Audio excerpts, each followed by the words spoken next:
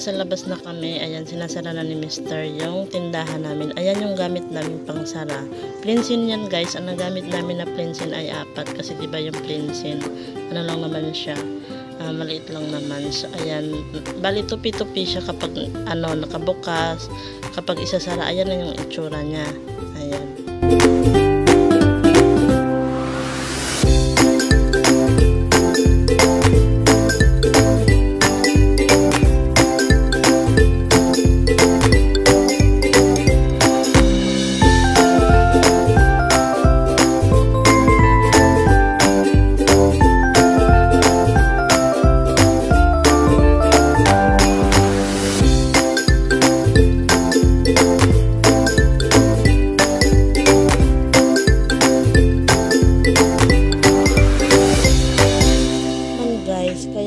May buka pa kayong nakikita dyan, meron pa kasi dun sa loob, ipipit pa siya, hahatakin pa ng mister ko yung tali, ayun o, inahatak na niya, kaya nag-fit na yung isang bintana.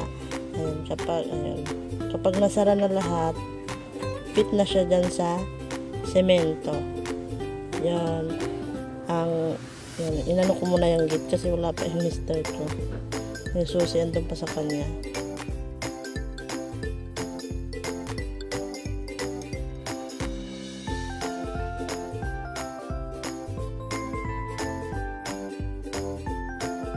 Ito guys, kapag nasa loob ka na, ay meron kaming lock na ganito. Ayan, ito.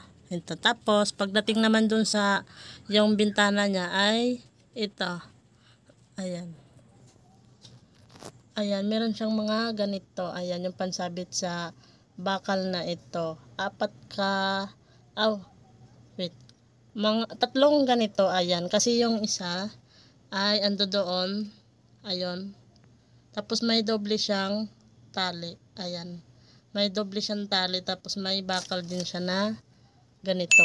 Ayan. Tapos pagdating naman dito, ito. Ayan. Meron pa siyang, wait lang. Ayan. Meron pa siyang lock na ganito. Ayan. Ayan. Tapos, ayan.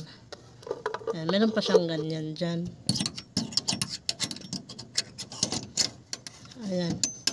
Lalak yan. Tapos pagdating naman dito, pag nakalak na yon, isasara naman yung dito. Ayan, may lock din to. May lock din to. Ang kaso ando doon pa sa mister ko kasi ginamit niya pa doon mag-lock sa gate, yung susi. Ayan, meron pa siyang lock dito. Ayan. Yung mga lock ko guys ay pareho lang naman ganito. Ito, mga ganito. Ayan, to, ipapakita ko sa inyo kapag sarado na. Wait lang, antayin ko si mister kasi ando doon yung isang ganito, wait, sa kanya. Oh, ayan na siya guys, ayan na.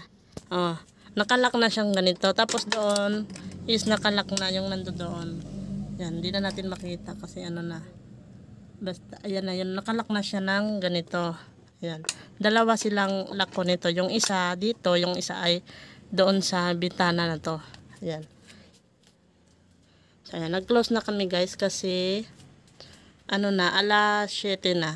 Ayan, kapag alas 7, bawal-bawal na yung magbukas-bukas pa.